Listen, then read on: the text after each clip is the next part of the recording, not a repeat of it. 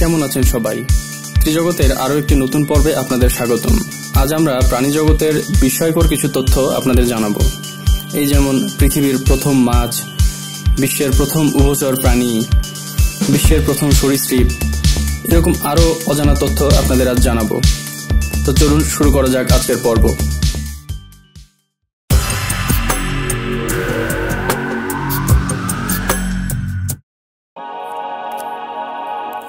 পৃথিবীর প্রথম মাছ তো আমরা সবাই চিনি, কিন্তু পৃথিবীর সৃষ্টির ঠিক কোন সময়কাল থেকে মাছ আবিষ্কৃত হয় সেটা আমাদের জানা নেই হয়তো বা অনেকেরই। যদি জানা না থেকে থাকে তাহলে আমাদের এই ভিডিওটি পুরোটা দেখুন। পৃথিবীতে প্রথম দিকে বসবাসযোগ্য প্রাণীরা অনেকটা পরিবেশের চাহিদা অনুযায়ী যেন তৈরি হতো। সেই সময়ের মাছের যে ফসিল পাওয়া গেছে তা থেকে বোঝা যায় সৃষ্টির শুরুর দিকে, অর্থাৎ পৃথিবীর প্রথম মাছের কোনো কানকো ছিল না, কোনো ধরনের ভাটেব্রাও ছিল না। এক ধরনের শক্ত আবরণে পেটের কাছ পর্যন্ত মোড়ানো থাকত। ধারণা করা হয় আদি যুগে সমুদ্রের তলদেশের কঠিন পাথরে ঠুকে ঠুকে গর্ত করে এরা খাবার জোগাড় করত, আর সেই খাবার জোগাড়ের চাহিদা অনুযায়ী এদের শারীরিক বিকাশ ঘটত। পরবর্তীতে খাবারের যোগান বাড়ার সাথে সাথে এসব মাছের ক্ষেত্রেও জীববৈচিত্র্যের চিরন্তন পরিবর্তন পরিলক্ষিত হলো। সময়ের চাহিদার সাথে খাপ খাওয়াতে না পেরে এসব মাছ একসময় বিলুপ্ত হয়ে গেল। তার জায়গা দখল করলো নতুন দিনের মাছ, তাও সেটা কয়েক হাজার বছর আগের কথা।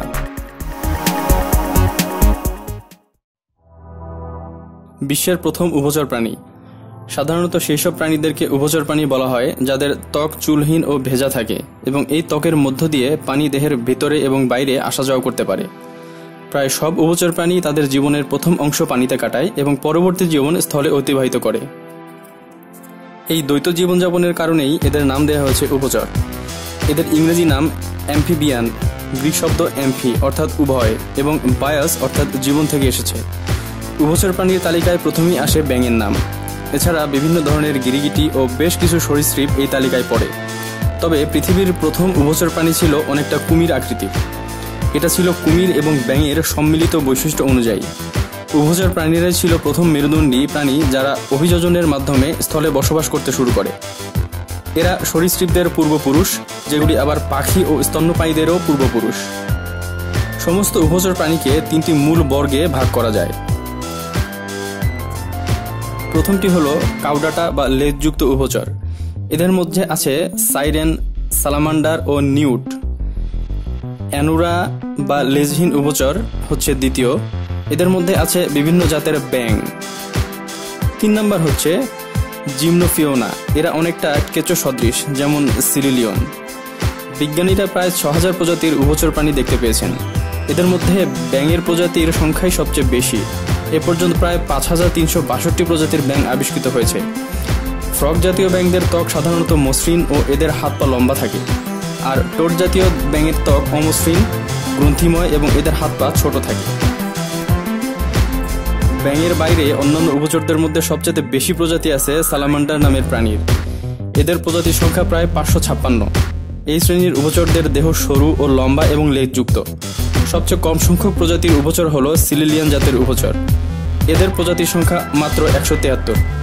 এদের কোনো হাত পা নেই, তাই এরা দেখতে অনেকটা কেঁচোর মতো।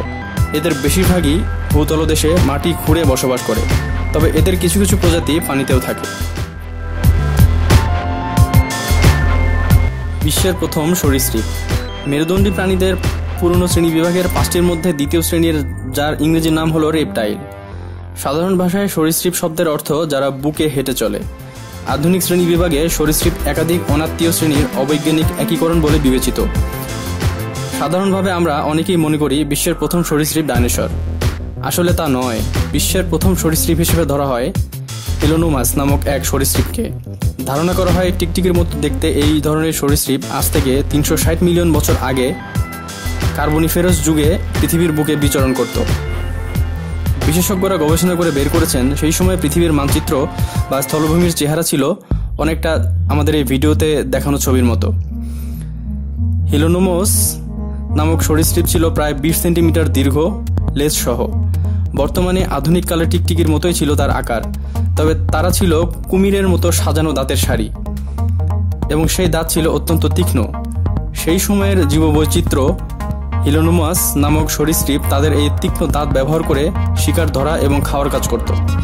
শিকার হিসেবে ছোট ছোট কীটপতঙ্গ, এমনকি নিজের শরীরের চেয়েও দ্বিগুণ বড় আকৃতির প্রাণীও তাদের খাবার তালিকা থেকে বাদ পড়েনি। এইসব তথ্য প্রাণীবিজ্ঞানীরা বিস্তর গবেষণা করে বের করেছেন।